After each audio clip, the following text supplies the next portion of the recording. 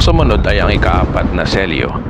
Nang buksan niya ang ikaapat na tatak at narinig ko ang tinig na ikaapat na nilalang na buhay na nagsasabi, "Halika."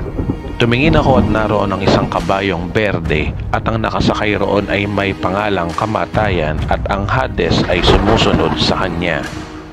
At sila'y pinagkalooban ng kapangyarihan sa ikaapat na bahagi ng lupa na pumatay sa pamamagitan ng tabak at ng taggutom, ng salot at ng mababangis na hayop sa lupa.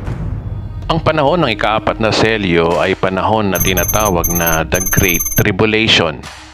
Ang pagbukas ng kordero sa ikaapat na selyo ay nagpapahiwatig na ang ating Panginoong Hesus ang nagpahintulot sa Great Tribulation na ito. Maliwanag na ang berdeng kabayo na kumakatawan sa espiritu ng Islam ay sasanib na sa buong mundo na espiritu na puro kamatayan ang magaganap. Kamatayan ang nakasakay sa kabayong ito means maraming mamamatay after mabuhay na maguli ang Antikristo. Ang sabi diyan at sila'y pinagkalooban ng kapangyarihan sa ikaapat na bahagi ng lupa na pumatay sa pamamagitan ng tabak at ng taggutom at salot. Napag-usapan natin kanina na ang kamatayan ang simbolo ng ikaapat na kabayo. Ang kulay nito sa ibang version ay abo at sa iba naman ay berde. Pero sa original version nito ay pale green horse.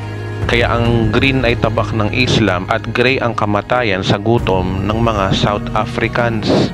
Ngayon second 3.5 years o sa Great Tribulation, ang execution sa tabak ng Islam at tagutom sa naranasan ng mga African countries ay mararanasan na ng buong mundo. Magiging global na ang green spirit sa buong mundo. O anong nangyari sa Africa, yun ngayon ang mangyayari na sa buong mundo. Remember, after 3.5 years, gaya ng sinabi ko ng part 5, ang galit ng Diyos at ang galit ng Antikristo ay mangyayari after 3.5 years. Ito na yung tinatawag na The Great Tribulation. Sabi diyan, 1/4 ng tao sa buong mundo ang mamamatay. Kung i-google mo ang populasyon ng buong mundo ngayon, ang bilang ng tao ay 8 billion. Meaning, 2 billion na tao ang mamamatay sa pamamagitan ng tabak ng Antikristo at tagutom at salot na mula sa puot ng Diyos. Ang tagutom at salot ay yung pagbuhos ng Diyos ng kanyang 7 mangkok at puot ng Diyos na tatalakayin natin sa part 11.